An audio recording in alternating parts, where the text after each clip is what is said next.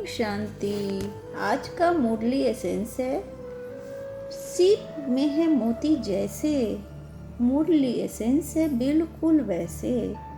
होली हंस बन ज्ञान रतन, चुगना है ऐसे तब बन पाएंगे हम बिल्कुल बाबा जैसे। बाबा ने कहा, ओम शांति। मीठे बच्चे, तुम देह अभिमान का द्वार बंद कर दो तो माया के तूफान आना बंद हो जाएंगे। बाबा ने कहा कि देह अभिमान ही हमारे सब दुखों की जड़ है। अगर हम उसे बंद कर देंगे तो जो हमारी व्यर्थ सोच है, जो हमारी व्यर्थ सोच के कारण हमें कष्ट होता है, वो सब बंद हो जाएंगे। बाबा ने क्वेश्चन किया, जिन बच्चों की विशाल बुद्धि है उनकी निशानियां सुनाओ। तो बाबा ने कहा, उन्हें सारा दिन सर्विस के ही ख्यालात चलते रहेंगे। दूसरा जो है वह सर्विस के बिगैर रह ही नहीं सकते। तीसरा है उनकी बुद्धि में रहेगा कि कैसे सारे विश्व में घेराव डाल सबको पतित से पावन बनाए। वह विश्व को दुख धाम से सुख धाम बनाने की सेवा करते रहेंगे। चौथा जो है वह बहुतों को आप समान मतलब बाप समान बनाते रहेंगे। बाबा कहते हैं कि जो विशाल बुद्धि वाले बच्चे हैं उनके अंदर हमेशा विश्व की सेवा की धारणा चलती रहती है। उन्हें विश्व की सेवा बिना रह ही नहीं सकते। वो हमेशा वो विश्व को दुख धाम से सुख धाम बनाने की कोशिश में लगे रहते हैं।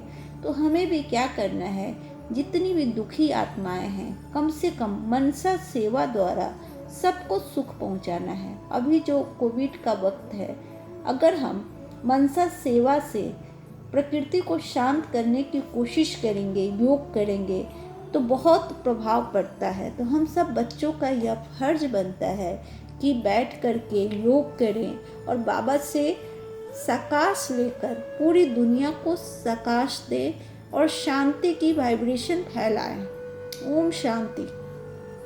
धारणा के लिए जो बाबा ने कहा, अपने आप से प्रण करना है कि हम अपना टाइम वेस्ट नहीं करेंगे, संगम का हर पल सफल करेंगे, हम बाबा को कभी नहीं भूलेंगे, स्कॉलरशिप लेकर ही रहेंगे। कितनी सुंदर बात कही है बाबा ने। एक एक पॉइंट नोट करने लायक है। आप जब भी मुरली सुनते हो तो आप प्लीज़ एक एक पॉइंट को नोट करो, और जब भी दोपहर में या किसी भी वक्त आपको टाइम मिलता है तो उन पॉइंट को जिनको नोट किया है उसको धारण करने की कोशिश करो। तभी मुरली सुनने का फ़ायदा है, क्योंकि ज्ञान जब हम सुनते हैं तब लगता है हमें याद है, लेकिन बाद में हम उससे भूल जाते हैं।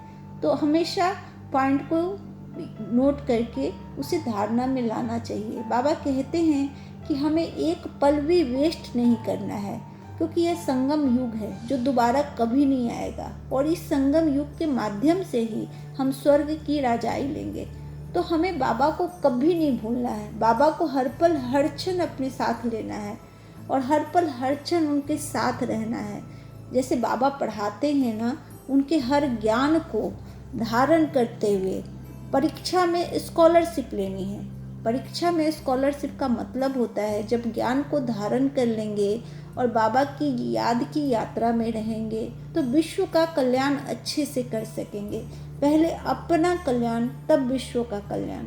जब हम खुद का कल्याण करेंगे, हमारा चित्त जब शांत रहेगा, हमारे मन में जब खुशियाँ रहेगी, तभी हम दूसरों को बांटेंगे। सच्ची कहा है, जैसा आपका मन होगा आप वैसा ही विश्व में लोगों को प्रदान करेंगे।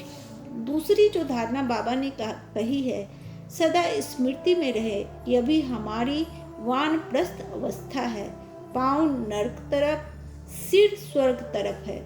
बाजोली को याद कर अथाह खुशी में रहना है, देही अभिमानी बनने की मेहनत करनी है। बाबा कहते हैं कि हमेशा यह सोचे कि हमारी वानप्रस्थ अवस्था है, मतलब योगी वाली अवस्था है। घर में रहते हुए वानप्रस्थ जीवन जीना है, एक योगी की तरह जीवन जीना है। यह दुनिया नरक है, पतित है, जिस दुनिया में हम रहते हैं वह दुनिया नर्क है, पतित है, हमारे पांव उस नर्क में धंसे हुए हैं। लेकिन अपकमिंग हमारा जो है वह स्वर्ग है, सिर जो है हमारा स्वर्ग की तरफ है। अगर हम जितनी मेहनत करेंगे, जितनी ज़्यादा बाबा को याद करेंगे, जितना ज्ञान को धारण करेंगे, हमें स्वर्ग मिलता चला जाएगा। इसी दुनिया में हमें स्वर्ग मिलेगा। अगर हम अच्छी धारणा के साथ चलते हैं, ज्ञान के साथ चलते हैं, योग के साथ चलते हैं, बाबा को साथ लेके चलते हैं, तो इसी दुनिया में आपको स्वर्ग की अनुभूति होती है। स्वर्ग का मतलब कहने का है कि खुशी, मन से खुशी और आनंद। मन से जब खुशी और आनंद है तो वही तो स्वर्ग है। आपके पास कितनी भी प्रॉपर्टी हो, कितना भी बैंक बैलेंस हो, लेकिन मन में अगर खुशी नहीं है, मन में शांति नहीं है, तो वह सब बेकार है।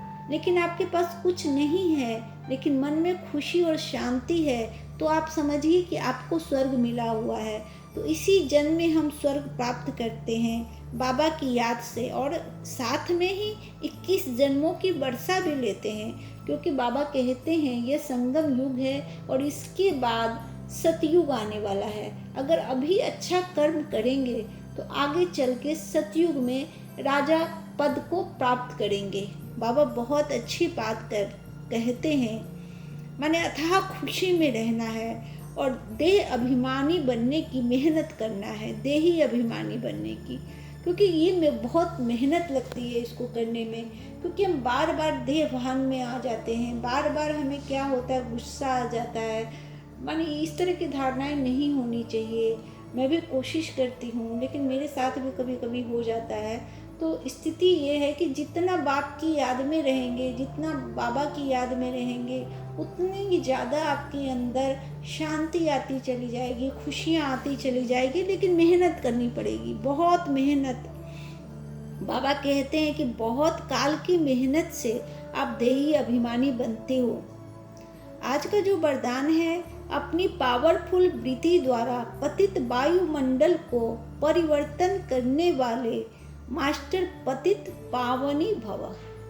अगर आपकी प्रवृत्ति पावरफुल होगी तभी आप इस पतित वायुमंडल को परिवर्तित कर सकते हो। तो बाबा ने तो वरदान दे दिया कि आप मास्टर पतित पावनी भव, लेकिन हम उसको कैसे निभाते हैं, कैसे अपने आप को उतना ज़्यादा पवित्र करते हैं कि हम वातावरण को भी पवित्र कर दें। क्योंकि कहते हैं ना कि मंदिर में जब हम जाते हैं तो मंदिर की जो वाइब्रेशन होती है वो कितनी अट्रैक्ट करती है, कितना वहाँ खुशनुमा माहौल लगता है, कितनी शांति लगती है। तो वायुमंडल का जो खेल है वह सिर्फ वाइब्रेशन पर निर्भर करता है। जैसी वाइब्रेशन हमारी होगी वैसी ही वृत्ति होगी और वैसा ही हमें वहाँ का वायुमंडल लगेगा। तो कहने का मतलब है कि बाबा कहते हैं कैसा भी वायुमंडल हो, लेकिन स्वयं की शक्तिशाली वृत्ति वायुमंडल को बदल सकती है। माने कैसा भी वायुमंडल हो, कितना भी गंदा वायुमंडल हो, लेकिन आपकी स्थिति अच्छी है, अगर आप परमात्मा की याद में लीन हैं, अगर परमात्मा की याद को अपने दिल से लगाए हुए हैं, बाबा का ज्ञान है, तो उस वायुमंडल को आप बदल सकते हैं। वायुमंडल विकारी हो लेकिन स्वयं की वृत्ति निर्विकारी हो। जो पतितों को पावन बनाने वाले हैं वो पतित वायुमंडल के वशीभूत नहीं हो सकते। बाबा कहते हैं कि जो पतितों को पावन बनाने वाले हैं, बाबा तो पतित को पावन बना रहे हैं और हम बाबा का सहयोग कर रहे हैं। तो हम लोग इस पतित वायुमंडल के वशीभूत नहीं हो सकते। हमें अपनी पवित्र भावना के द्वारा, अपनी मंशा के द्वारा इस दुनिया को पावन बनाना है, बाबा की मदद करनी है, बाबा का हाथ में हाथ बटाना है, फरिश्ता बनना है और फरिश्ता बन करके पूरी दुनिया में शांति फैलानी है, सुख फैलाना है। इस दुखद दुनिया से लोगों को निकालना है। मास्टर पतित पावनी बन स्वयं की पावरफुल वृत्ति से अपवित्र व कमजोरी का वायुमंडल मिटाओ। उसका वर्णन कर वायुमंडल नहीं बनाओ। कमजोर व पतित वायुमंडल का वर्णन करना भी पाप है। आज बाबा ने बहुत बड़ी बात कही है, बहुत सोचने वाली बात है। मतलब अगर गूढ़ चिंतन करते हैं, आज जो कोविड का वक्त है, हम लोग दिन रात कहते हैं कि यहाँ फैला है कोविड, उसको हो गया कोविड। आज पूरी मीडिया में हर जगह कोविड कोविड कोविड, मतलब हम इतना वर्णन कर रहे हैं, जितना वर्णन करें वह फैलता ही जा रहा है। तो बाबा का कहना है कि पतित जो वातावरण है उसका वर्णन नहीं करना है, हमें मनसा द्वारा उसे ठीक करना है। आज हम लोग दिन रात यही बातें कर रहे हैं, इसके कारण ही यह अपनी सीमा को पार कर चुका है।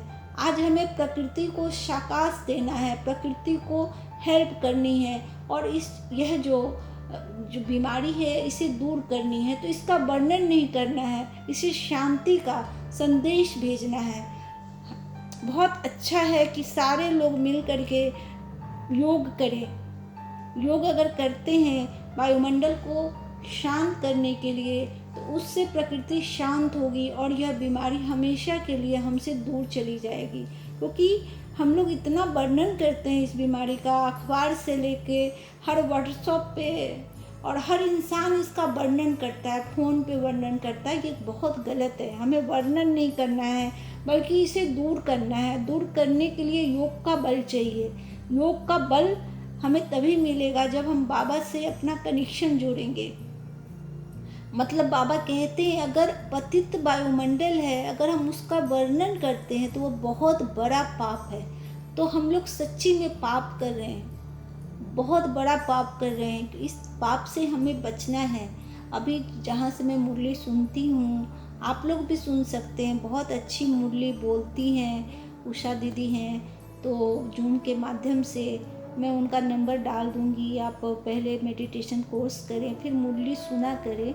आज वहाँ सबने तय किया कि 6:30 बजे से 7:30 बजे अगर हम योग करते हैं विश्व को शांत करने के लिए और इस बीमारी को दूर करने के लिए, तो बहुत अच्छा रहेगा। तो हम लोगों ने योग शुरू करने का सोचा है, और मैंने तो शुरू भी कर दिया है योग करना। आप भी शुरू करें, बैठें और दुनिया को शांति प्रदान करें। इस दिमाग में, अपने मन में साकाश से कि किसी भी तरह ये बीमारी चली जाए, इसका वर्णन नहीं करें। आज का जो स्लोगन है, अब धरनी में परमात्मा पहचान का बीज डालो तो प्रत्यक्षता होगी।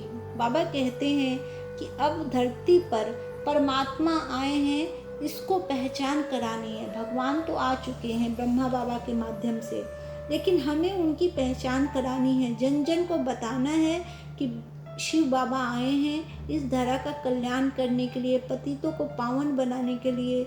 और चूँकि उनका आकार नहीं है, वो निर्विकार हैं, माने उनका कोई आकार नहीं है, तो हमें क्या करना है कि हमें सहयोग करना है। क्योंकि बाबा ने हमें शरीर दिया है, हम आत्माएं हैं, लेकिन अपने शरीर के द्वारा, अपने मनसा के द्वारा, वाचा के द्वारा, कर्मणा के द्वारा बाबा की प्रत्यक्षता करवानी है। हमें लोगों को बताना है। बाबा ने आज की मुरली में सुबह यह भी कहा कि अगर एक बार में कोई नहीं समझता है तो उसे बार बार बोलो, बार बार कहो, उसे समझाओ कि शिव बाबा आए हैं, शिव बाबा तुम्हें पतित से पावन बनाने आए हैं और तुम्हें खुशियाँ देने आए हैं। ऐसा करने से हमें बहुत लाभ मिलेगा, और साथ ही हमारे बाबा का नाम और हमारे बाबा को सब पहचान जाएंगे। जब हमारे बाबा को सब पहचान जाएंगे तो चारों ओर खुशियाँ ही खुशियाँ होगी, हर इंसान खुश होगा, दुख खत्म हो जाएगा। आज का जो शुभ विचार है, आंतरिक शुभ वृत्ति की दृष्टि को दिव्य बनाती है, इसी से दृष्टिकोण बदलता है। बाबा कहते हैं कि अंदर आपकी शुभ वृत्ति होगी तो आपकी दृष्टि खुद ब खुद दिव्य बन जाएगी। क्योंकि सबसे आज का जो वक्त है, इंसान के अंदर वृत्ति ही अच्छी नहीं है। सब इंसान दुख में है, कष्ट में है, और एक दूसरे की बुराई करते हैं, एक दूसरे को देख के जलते हैं, असंतोष करते हैं। ये सब बहुत खराब बात है। हमें अपनी आंतरिक वृत्ति को शुद्ध बनाना है, बहुत ज़्यादा शुद्ध बनाना है, और इसके लिए प्रत्येक दिन अटेंशन रखनी है। क्योंकि अटेंशन रखेंगे तभी हम अपनी वृत्ति को शुद्ध कर सकते हैं। माया बहुत चालाक है, व्यर्थ थॉट ऐसे आते हैं, अगर जरा सा चुप करो वह आप पर हावी हो जाते हैं। क्योंकि बरसों से माया ने हम पर राज किया है, तो वह अपने राज को जब खत्म होते देखती है तो हम पर वार करती है और हम भी उस वार में बह जाते हैं, टूट जाते हैं। तो अपनी आंतरिक वृत्ति को बहुत शुभ करना है, बहुत शुभ। और इसके लिए ज़रूरी है कि परम पिता परमेश्वर शिव को हमेशा अपने साथ रखना है और हमेशा उनकी श्रीमत पे चलना है, तभी हमारी दृष्टि दिव्य बनेगी और इसी से हमारा दृष्टिकोण भी बदलेगा और हम समाज का भी दृष्टिकोण बदल सकते हैं। क्योंकि जब तक हमारी मनसा और हमारा वाइब्रेशन अच्छा नहीं होगा, हमारा ऑरा नहीं अच्छा होगा, हमारी बातें किसी को लगेगी नहीं। तो बहुत मेहनत करके अपने ऑरा को वाइट बनाना है, वाइट एनर्जी से फरिश्ता बनना है, फरिश्ता बन करके पूरी प्रकृति को साकाश देना है। जितनी भी दुखी आत्माएं हैं उनको सुख पहुंचाना है। बहुत मेहनत करनी है, बहुत मेहनत करनी है, हर आत्मा को मेहनत करनी है, क्योंकि यह मेहनत का वक्त है। तभी यह दुनिया सतयुग बन पाएगी, क्योंकि जो दुख है उसे हम ही दूर कर सकते हैं बाबा के साथ मिलकर। आज का जो सम्मान है, मैं आत्मा मास्टर पतित पावनी हूँ। बाबा ने कितना बड़ा सम्मान दिया है कि मैं आत्मा, बाबा अपने जैसा बना देते हैं। पतित पावन तो भगवान है ना, भगवान ही पतितों को पावन बनाते हैं। लेकिन बाबा ने हमें भी अधिकार दिया है कि आप भी पतित को पावन बना सकते हो। मैंने तुम्हें अधिकार दे दिया बच्चे। कितने प्यारे बाबा हैं, अपने बच्चों को सर्व अधिकार से परिपूर्ण कर देते हैं। कहते हैं बच्चे, जो मैं कर सकता हूँ वो तुम भी कर सकते हो। मैंने तुम्हें आशीर्वाद दे दिया है मेरे प्यारे प्यारे शिकी लदे बच्चे। बाबा कहते मेरे प्राण प्यारे बच्चे, तुम भी पतित को पावन बना सकते हो। कितनी बड़ी बात है। कभी दिल से सोचे, दिल से सोचे कि भगवान हमें कितनी अच्छी बातें कहता है, कितना सम्मान देता है, कितना मान देता है। हम कभी अपने जीवन में हमने खुद को मान नहीं दिया, कभी अपने आप को इतना महान नहीं समझा। हमेशा सोचते रहे कि हमारे अंदर ये कमी है, दूसरों के अंदर ये कमी है, हमें यह नहीं मिला। मैंने खुद की कमियों की गिनती, दूसरों की कमियों की गिनती हम करते रहे। लेकिन बाबा ने हमें बताया कि हम कितने महान हैं। मैंने हम उस भगवान की संतान हैं जो बहुत महान है और हम भी महान हैं। बाबा हमें फरिश्ता बना देते हैं। मैंने बाबा की मैं कितनी बातें करूँ, जितनी बातें करूँ कम है। आप दिल से महसूस करेंगे तो आपको लगेगा कि बाबा ने आपको जो दिया है कोई नहीं दे सकता है, कोई नहीं दे सकता है। आपके लौकिक जगत के माँ बाप नहीं दे सकते, आपके सगे संबंधी नहीं दे सकते हैं, आपको पैसा, आपकी शोहरत कोई नहीं दे सकता है। जो बाबा ने आपको दिया है, जो सम्मान दिया है, आपको श्रेष्ठ बनाया है बाबा ने। बाबा ने अपने जैसा बनाया है आपको। कहते हैं बच्चे तुम मेरे जैसे हो और तुम्हें बनना ही है। हमें भी तय करना है कि हमें बाबा जैसा बनना ही है, किसी भी हालत में बनना है, अपना जी प्राण दे के बनना है। बहुत मेहनत करनी है, जितना भी ज़्यादा मेहनत हो सके हमें करनी है। बाबा कहते हैं आज का जो अव्यक्त इशारा है, बाप को सारे विश्व में कौन पसंद आया? आप पसंद आए ना? ओह बाबा, मेरे प्यारे बाबा। अरे बाबा को विश्व में कौन पसंद आया? हम बच्चे पसंद आए। हमारे अंदर कितनी गंदगी थी, लेकिन बाबा ने हमें पसंद किया। आप सोचो हमारा कितना बड़ा भाग्य है कि बाबा ने हमें पसंद किया है। हमें पत्थर से पारस बना रहे हैं बाबा, कौड़ी से हीरा बना रहे हैं बाबा। कितना मान कर रहे हैं हमारा। कितनी आत्माएं हैं, लेकिन आप ही पसंद आए। जिसको भगवान ने पसंद कर लिया उससे ज़्यादा क्या होगा। तो सदा बाप के साथ अपना भाग्य भी याद रखो।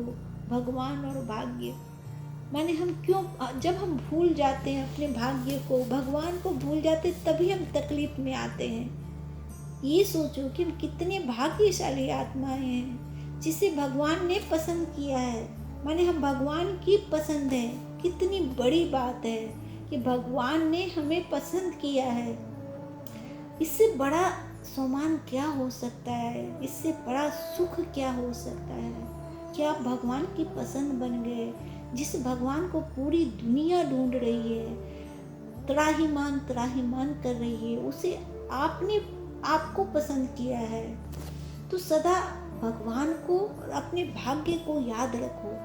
अगर आप अपने भाग्य को याद रखोगे तो हमेशा खुशियाँ रहेगी। आपका रोम रोम में जैसे अमृत घुल जाएगा। मैं महसूस करती हूँ, इसलिए आप सबसे कहती हूँ कि जब सच्ची में बाबा को याद करते हैं, लगता है बाबा हमें प्यार करता है, तो पूरा रोम रोम ऐसा लगता है कि जैसे रोम रोम में इतनी शक्ति आ गई है, इतना प्यार आ गया है सबके प्रति। मैंने दिल करता है सबको सुख से भर दें, हर इंसान के अंदर खुशियाँ आ जाए, इतना अच्छा लगता है। बाबा ने आज का जो योग अभ्यास दिया है, मैं आत्मा खुशबूदार फूल हूँ, मतलब कितनी बड़ी बात बाबा ने कहा है कि मैं आत्मा खुशबूदार फूल हूँ। खुशबूदार फूल हमेशा दूसरों को आकर्षित करते हैं। कितना भी उदास व्यक्ति हो, लेकिन जब फूलों को देखता है तो मुस्कुराने लगता है। तो हमें भी बाबा ने खुशबूदार फूल कहा है। मतलब है कि बाबा का सम्मान एक के बाद इतने अच्छे अच्छे सम्मान होते हैं कि दिल बाग हो जाता है। माने इतनी संतुष्टि, इतना प्यार, इतनी ज़्यादा केयर कौन कर सकता है भगवान के अलावा हमारी। तो योग का अभ्यास शुरू करते हैं। परमात्मा की याद के झूले में बैठी मैं आत्मा स्वयं को परम धाम में देख रही हूँ। शिव बाबा से 7 गुणों की किरणें निकलकर मुझ आत्मा में समा रही है और मैं आत्मा खुशबूदार फूल बन चारों ओर की दिशाओं में अपनी खुशबू महका रही हूँ। हर आत्मा अल्लाह के बगीचे का फूल अर्थात निर्विकारी बनती जा रही है। बहुत सुंदर योग अभ्यास है। आप इन लाइनों को लिख लें, नोट कर लें और जब भी फुर्सत मिले ज़रूर इस योग का अभ्यास करें।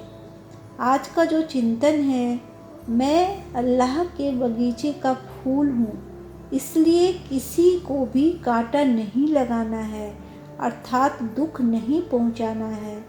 बाबा ने कहा है कि आप फूल हो, इसलिए किसी को भी कांटा नहीं लगाना है, किसी को दुख नहीं देना है, बिल्कुल नहीं देना है। चेक करें मेरे अंदर किसी प्रकार की बदबू अर्थात कोई विकार तो नहीं है। हमेशा चेक करते रहना है। बाबा बार बार अटेंशन देने की बात करते हैं। बाबा कहते हैं कि खुद पर अटेंशन अगर दोगे तो टेंशन से मुक्त हो जाओगे। तो अगर हमें अटेंशन नहीं देंगे तो हमारे अंदर बदबू फैल जाएगी, विकारों की बदबू। और ये कितनी, आप सोच के ही देखो कि अगर बदबू हमारे शरीर में फैल जाएगी तो क्या बाबा हमारे पास आएंगे? कभी नहीं आएंगे। क्या बाबा को हम अपना साथी बना पाएंगे? कभी नहीं बना पाएंगे। तो हमें खुशबू बनना है, हमें फूलों की खुशबू बनना है, हमें फूलों का बगीचा बनना है, भगवान का बगीचा बनना है। किसी को दुख नहीं देना है, किसी भी हालात में नहीं देना है, न खुद को देना है न दूसरों को देना है। हमेशा सबके खुशी की बात करनी है, सबको आशीर्वाद देना है, मनसा सेवा करनी है। मैं निराकारी, निर्विकारी, निरअहंकारी स्थिति में स्थिर रहकर सतयुगी दुनिया में जाने के लिए तीव्र पुरुषार्थ कर रही हूँ। हमेशा बाबा ने जाते वक्त कहा था, निर्विकारी, निराकारी, निर्विकारी, निरअहंकारी। मतलब निराकार रूप में खुद को आत्मा समझते हुए, निर्विकारी, बिना विकार के, माने सारे विकारों से दूर होकर, निरअहंकारी, अपने अहंकार का त्याग करके सतयुगी दुनिया में जाने के लिए तीव्र पुरुषार्थ हमें करना है। बहुत मेहनत करनी है, भाई बहन बहुत मेहनत करनी है, क्योंकि इस जीवन का जितना भी समय बीत गया उसको हम वापस नहीं ला सकते। लेकिन जो समय बचा है उस समय में हमें बहुत सेवा करनी है, बाबा की याद में रहना है, मुरली सुनना है, क्योंकि हमें अपने जीवन की कमाई करनी है। हम परिवार के लिए इतना कुछ करते हैं, लेकिन क्या परिवार हमारे साथ जाता है? नहीं जाता है। हमेशा सोचे अकेले आए हैं, अकेले जाना है, और हमारा साथी सिर्फ परमात्मा है। और उस साथी के साथ हमें योग लगाना है, दिल लगाना है, तभी हम खुद भी खुश रख पाएंगे और दूसरों को भी खुशी दे पाएंगे। ओम शांति।